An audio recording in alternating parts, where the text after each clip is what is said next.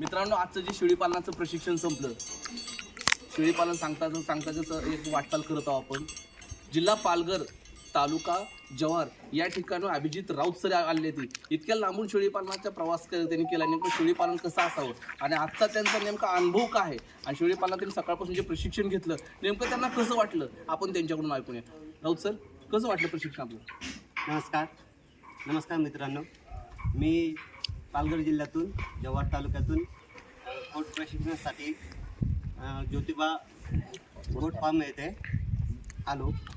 त्यावेळेस आपले शंकर लाखे सर, शिंगाडे sir, doctor शिंगाडे sir यांनी गोट फार्मविषयी चांगली माहिती दिली. ब्रीडिंगविषयी, तुमचं गोट फार्म चारा मॅनेजमेंट कसं करावं, शेड कसे बांधावे किंवा आपले त्यांना खाद्य कुठल्या प्रकारचं द्यावं, लसीकरण याविषयी योग्य प्रकारे